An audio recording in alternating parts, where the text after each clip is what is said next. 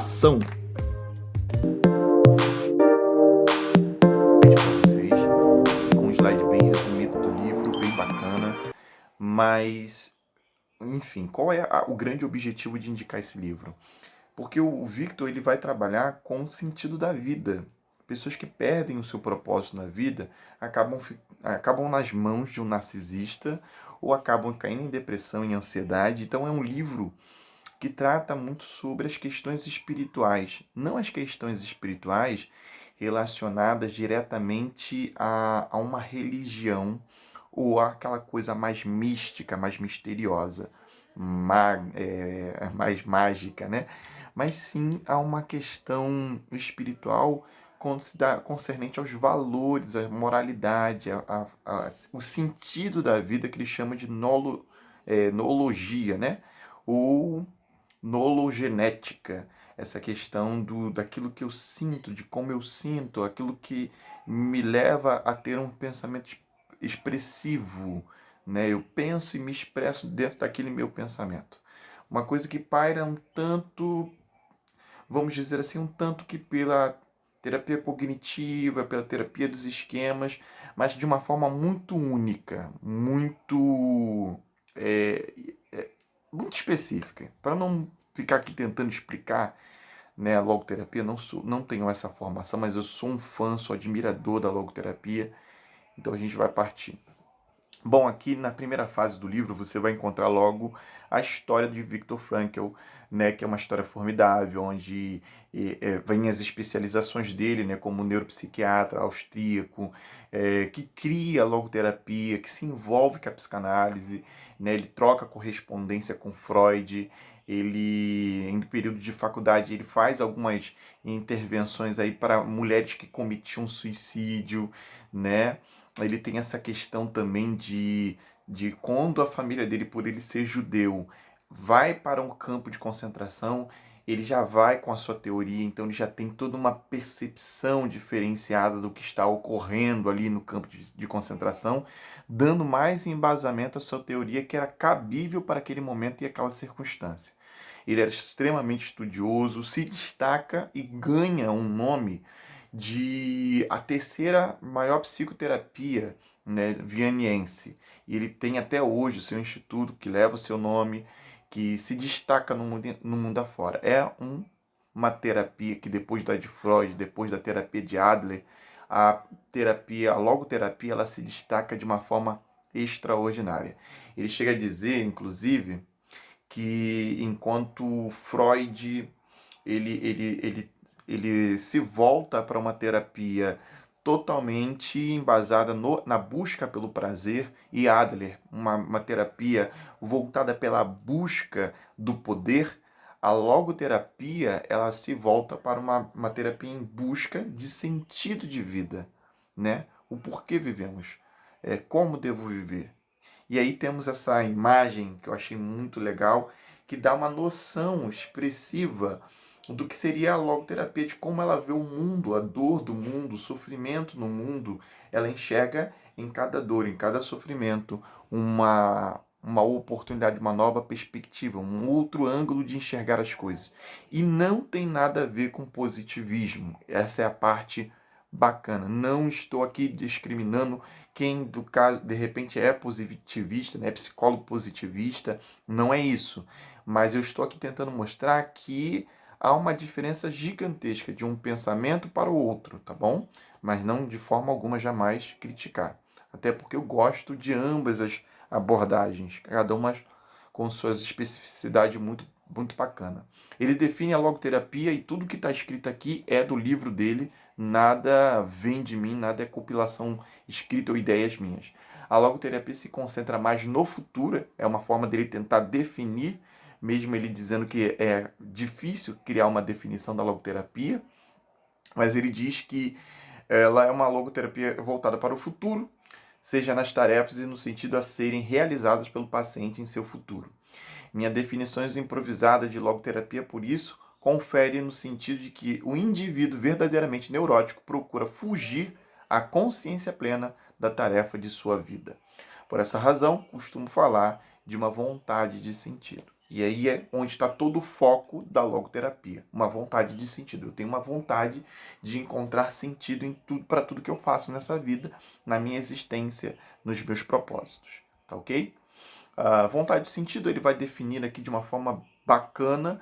Ele vem dizendo que não é uma coisa instintiva, não adianta você achar que você vai acordar um belo dia, instintivamente você vai ter isso aí despertado em você. E aí ele diz aqui após o primeiro ponto, né? Esse sentido é exclusivo e específico e só pode ser cumprido por aquela determinada pessoa. Não é um sentido que dá para me compartilhar com meu filho. A minha vida não fez sentido para mim, aí eu encontro algum sentido de vida e quero dar para o meu filho viver por mim. É impossível. O sentido de vida de cada um é tão único, tão subjetivo de cada ser humano, como diz o Victor, que é impossível transferir para outro. Somente então esse sentido assume uma importância em satisfazer a própria vontade de sentido. O que acontece, porém, é que o ser humano é capaz de viver e até mesmo morrer pelos seus próprios ideais. 89% das pessoas consultadas admitem que o indivíduo precisa de algo ou em função do que viver, né? Naturalmente, perdão, pode haver casos em que a preocupação de um indivíduo com valores é, na verdade, uma camuflagem de conflitos interiores, ocultos. E aí entra isso aqui que ele fala que eu acho maravilhoso. Ele diz que existe algumas pessoas que vivem numa neurose excessiva por uma busca, né, de alguns valores. E aí a gente temos os políticos, temos os religiosos, nós temos os militantes, mas ele diz que essa pessoa, na verdade, está camuflando um conflito interior oculto. E que, na verdade, não é uma busca por um sentido de vida. E aí eu vou dar um exemplo. Uma pessoa que ela tem a necessidade de estar na igreja 24 horas. Ela tem uma necessidade de vestir roupas que não são da nossa época, são totalmente beáticos, né? Estilo bem beata mesmo, bem retrógrado, porque para ela é um sentido de valor e de santidade. E aí o Victor identifica que, na verdade, essa pessoa tem um conflito dentro dela. E ela, para fugir desse conflito, ela se esconde por detrás de todos esses aspectos, de toda essa nomenclatura de santidade, de poder sobrenatural, e porque ela quer camuflar os seus conflitos internos. Nesse caso, estaremos realmente lidando com pseudo-valores, é o que ele fala que é o famoso santarrão. E como tais, eles terão que ser desmascarados. Penso, entretanto, que o sentido de nossa existência não é inventado por nós mesmo, por nós mesmos, desculpa, mas é antes detectado por nós. E aí ele entra no próprio livro tem isso. Eu estou aqui com cifrões quebrados, né? Cifrões não, desculpa, recortes do livro. Mas tem uma parte que ele faz uma contraposição ao pensamento de Jean Sartre-Paul, né, ou Jean-Paul Sartre, que é o filósofo existencialista humanista. E ele dizia que cada ser humano se auto-inventava, inventava a sua maneira de ser e o sentido da vida que queria ter. Aí o Victor ele dizia que na verdade isso é totalmente oposto. Nós não inventamos nada, nós já somos. E só precisamos identificar, detectar aquilo que somos, nos encontrarmos e trazer para fora e vivermos essa realidade já existente em nós. E aí entra esse valor, esse pseudo-valor em conflito com os verdadeiros valores. Porque no pseudo-valor eu deixo de ser quem eu sou para ser aquilo que as pessoas vão querer aceitar que eu seja, entendeu?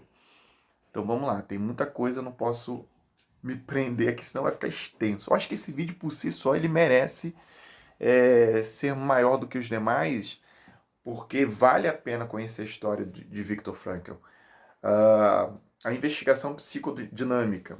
Nessa investigação psicodinâmica, ele vem falando de um pouco uma prévia das técnicas, né, de como ele aplica a visão dele e lidar com alguns conflitos, com algumas buscas de sentido de vida.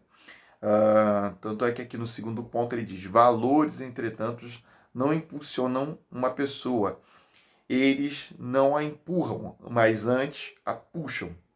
Digo agora que a pessoa precisa ser puxada por valores. Quero dar a entender implicitamente que isto sempre envolve liberdade. A liberdade do ser humano de optar entre aceitar ou rejeitar uma oferta. Isto é, de cumprir uma potencialidade de sentido ou então pô-la a perder.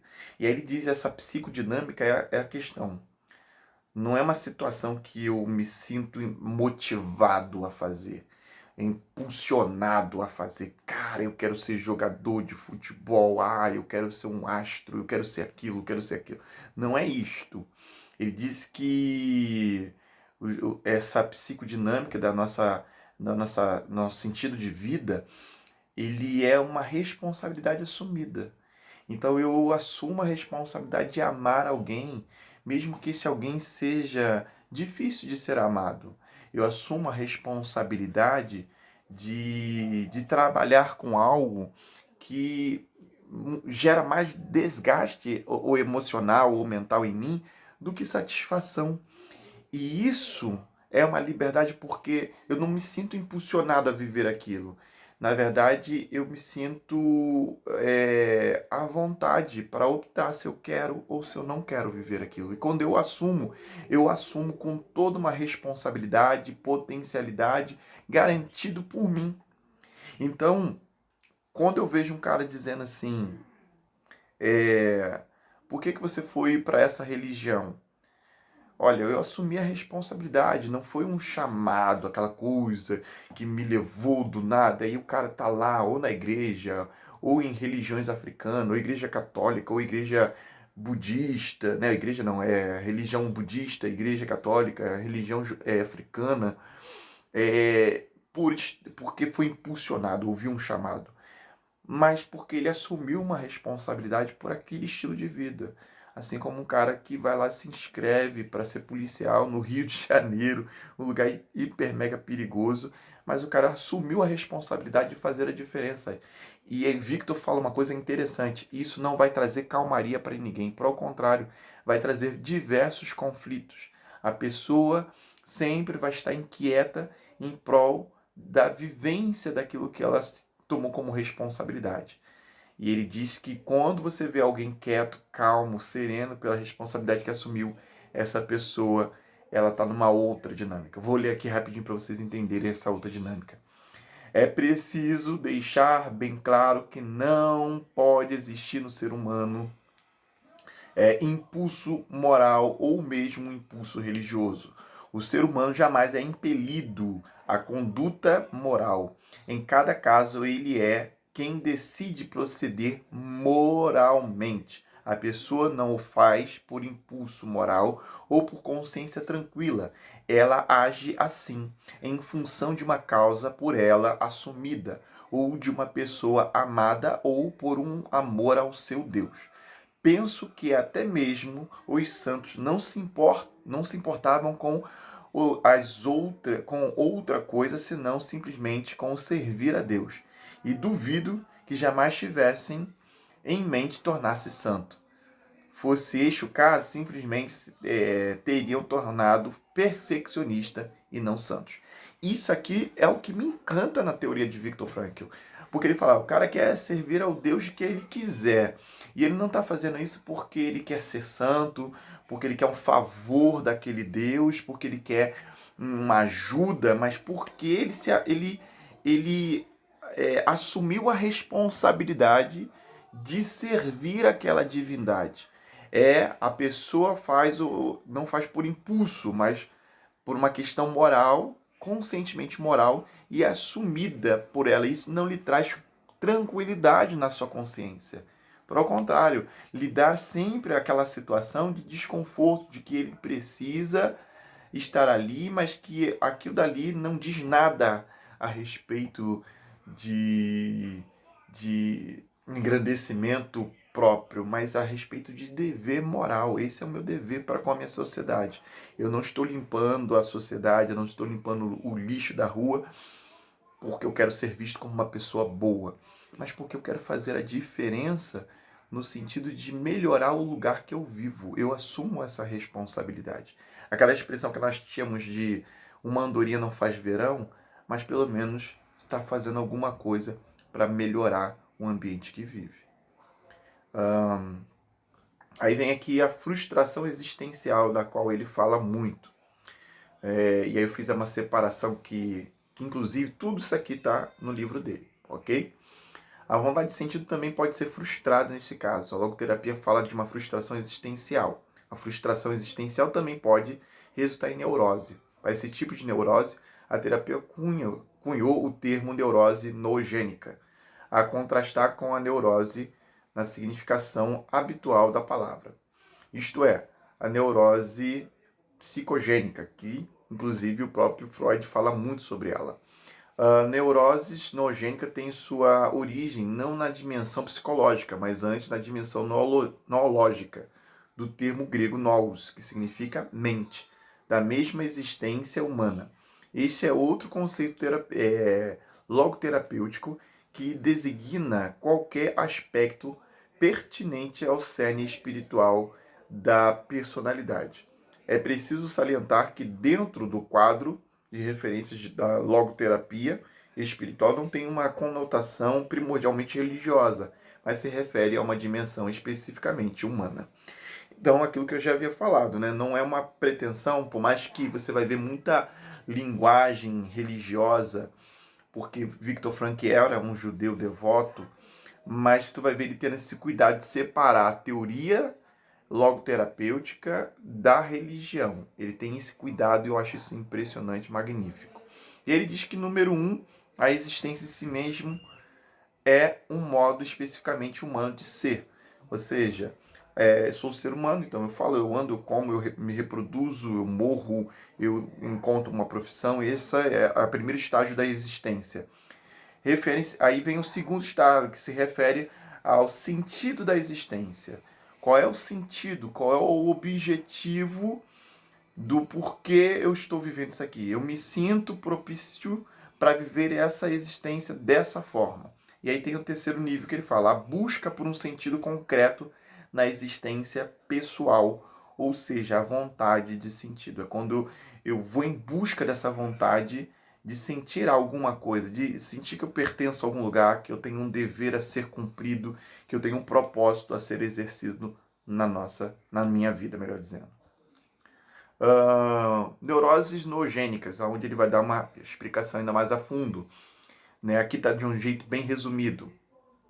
Neuroses noogênicas não surgem de conflitos entre impulsos e instintos, ou seja, não é uma coisa que vem do inconsciente, de uma forma pulsional, mas de conflitos entre valores diferentes, em outras palavras, de conflitos morais.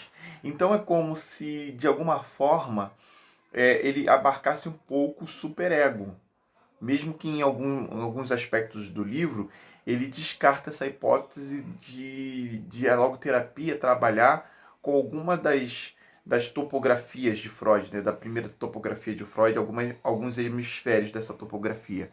Mas quando você estuda um pouco do superego, né? O herdeiro, que se torna o herdeiro ali do Édipo, os valores que vão sendo atribuídos, principalmente quando Lacan fala sobre isso, você vai percebendo que é também um conflito de superego, é um conflito social, é um conflito não para corresponder à expectativa da sociedade, mas para entender o meu lugar dentro daquela vida social, entendeu? Se alguém aqui for especialista em logoterapia e eu estiver falando besteira, por favor, me corrija, fique à vontade. Mas pelo menos foi o que eu percebi. E eu achei muito interessante esse livro por causa disso. Caso seja essa mesma a visão que eu estou dizendo esteja correta. Mas de conflito entre valores diferentes. De conflitos morais, ou em termos mais genéricos, elas surgem de problemas espirituais. Entre esses problemas, a frustração existencial muitas vezes desempenha importante papel. A logoterapia se desvia da análise na medida em que considera aqui deu uma quebrada, cujo a preocupação principal consiste em cumprir um sentido e em realizar valores, e não na pura e simples gratificação e satisfação de impulsos e instintos. Na mera reconciliação de reclamarmos, né, dos reclamos conflitantes do id, ego e superego, ou adaptação e no ajustamento à sociedade, ao meio ambiente. E aqui entra ele me corrigindo dentro da minha ideia, né? Mas que quando você vai lendo, talvez por eu ser muito psicanalítico, no pensamento psicanalítico eu acabo vendo mais psicanálise do que logo terapia. Então, de uma certa forma, me dá um sentido maior que a logoterapia, ela te leva a pensar o seu lugar na sociedade de alguma forma, não adaptando-se, como eu disse anterior, não é correspondendo à expectativa daquela sociedade, mas é encontrando o propósito de estar ali, o que você vai assumir como responsabilidade sua. Pelo menos é a visão que eu acabo tendo. No dinâmica, busca por um sentido e valores pode incluir pode inclusive, nossa, aqui ó, arranhou tudo. Pode inclusive causar tensões ou tensão interior em vez de equilíbrio interior. E aí aqui eu não vou nem ler para poder deixar vocês à vontade. Essas tensões interiores que ele vai falando muito, acho muito interessante. Ele diz que não te dá calmaria, não faz você falar, nossa, finalmente eu cheguei onde eu queria chegar, eu estou vivendo, não. Te dar aquele senso de responsabilidade que deixa a sua mente mais agitada, mais dinâmica do que de fato confortável. E isso é muito bacana. É uma polarização que ele chega a dizer de tensões. É um campo polarizado, é um conflito constante de fazer aquilo ali valer a pena e fluir. Aquela pessoa que fala, cara, eu estou aqui servindo a Deus, um exemplo, né? Servindo a Deus aqui na minha religião, meu Deus, seja lá de qual linha religiosa for.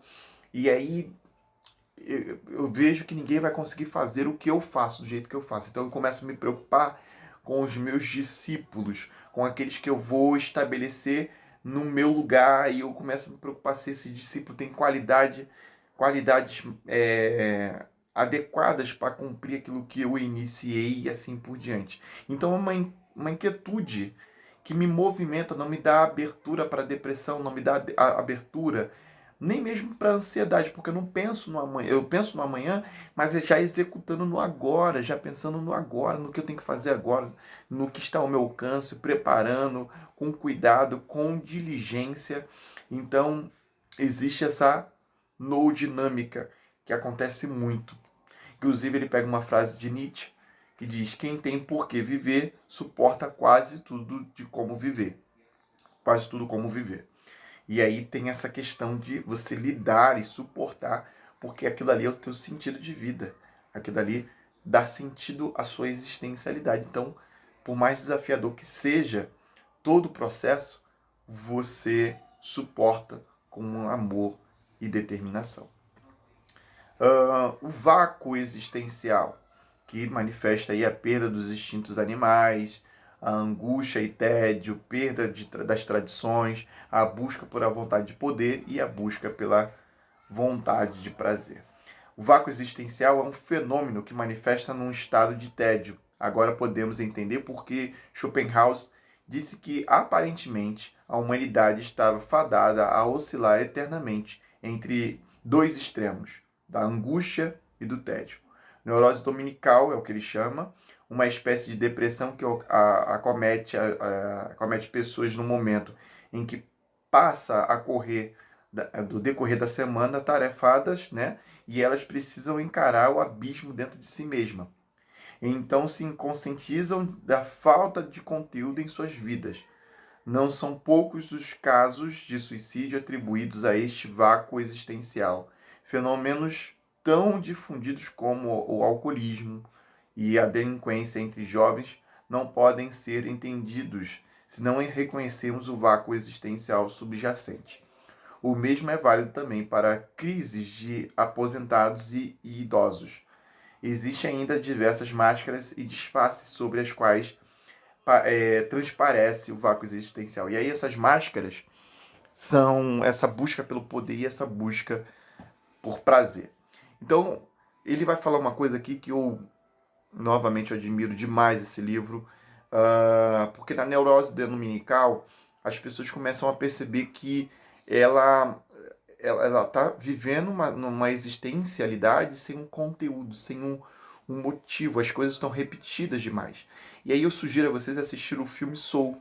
Tem uma parte no filme do Soul que eles estão num plano chamado de plano astral e que, enquanto aquelas pessoas estão exercendo naquele mesmo plano aquilo que dá sentido à vida delas, elas conseguem transcender, né, aquele momento, aquela existencialidade.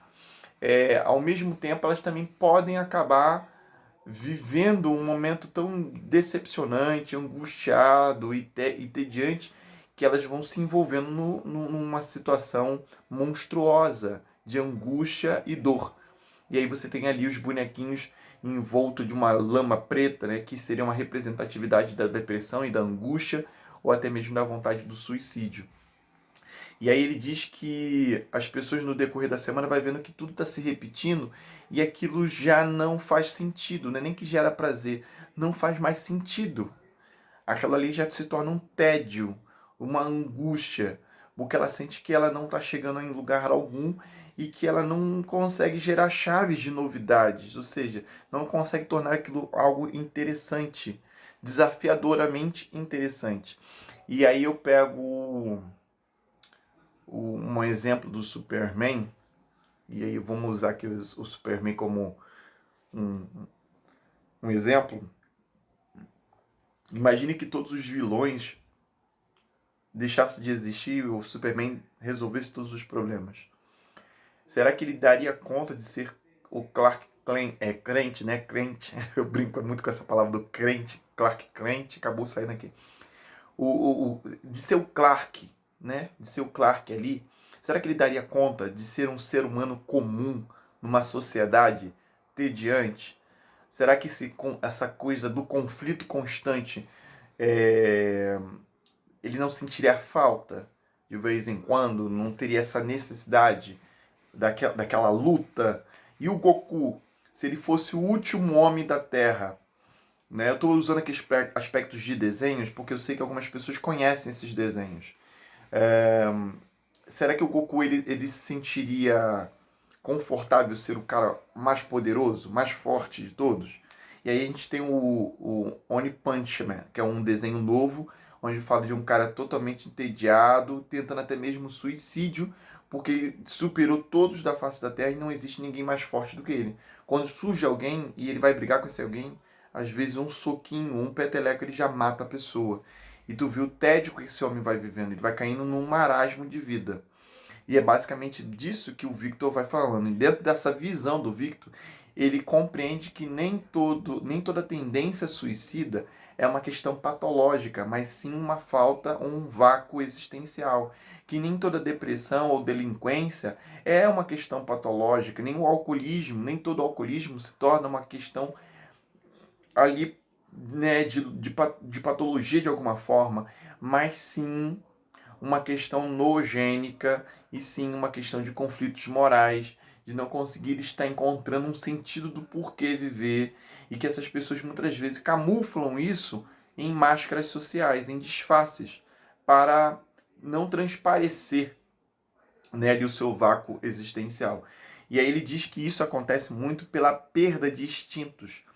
O ser humano, aí ele entra um pouco na questão darwiniana, o ser humano perde seus instintos e na perda dos seus instintos, onde dava ali o sentido de viver, né? Eu vivo porque o meu instinto me aponta para a minha existência, aquilo que eu nasci para fazer.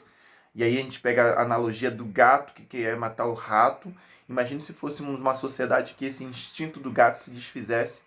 O gato viveria em busca de saber qual é o objetivo dele ter garras, qual é o objetivo de ele ter todo um corpo adaptado, o seu estômago adaptado para comer animais que carregam algumas doenças e ele não ser atingido por essas doenças, por exemplo. E ele também fala da perda da tradição.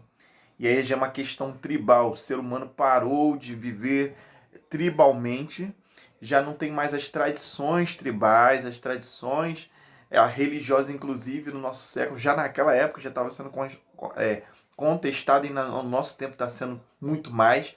Então as pessoas já não têm mais aquelas tradições e por isso começam a perder alguns objetivos de vida que eles precisam assumir, como se responsabilizar pelos seus instintos, como se responsabilizar pela tradição da sua família. E dentro disso ele vai para uma camuflagem, que é a busca pelo poder, aonde muitos de alguma forma viram delinquentes, vão para a área do tráfico de drogas, alguns cometem suicídio porque acreditam que tem o poder sobre a própria vida, entendeu? Outros já como idosos querem dominar a vida dos filhos, querem controlar a vida dos filhos, e outros vão para a área de prostituição, né? Para adrenalina que gera prazer. São formas de camuflar o vácuo existencial. Sentido da vida. Bom, gente, eu tenho muita coisa aqui. Eu acho que eu vou dividir esse vídeo em duas partes, tá ok? Então, por hora, eu paro aqui, ó, no sentido da vida. E depois eu mando o próximo vídeo desse mesmo livro, porque senão vai ficar muito grande, beleza? Espero que vocês estejam gostando um pouquinho dessa ideia do Viktor Frankl. Estudar ele mais, porque talvez eu não esteja sabendo explicar com exatidão. Tudo que está aqui é do livro, vale muito a pena. Não vou deixar nenhum recorte aqui, não vou fazer nenhum recorte dos meus erros. Vai ficar aqui para ficar bem engraçado. Mas eu espero que você se divirta. É um livro fácil, com terminologias bem fáceis. Não é difícil de compreender a ideia da teoria de Viktor Frankl. Beleza? Um abraço e até a próxima. Olá pessoal, tudo bem? Eu espero que você tenha gostado do nosso conteúdo. Se inscreva aqui no canal para ter mais conteúdo sobre vários livros e assuntos. Faça também um comentário, um feedback para que a gente possa melhorar cada vez mais e curta a nossa página. Eu sou o Vinícius Gonçalves e foi um prazer estar com vocês.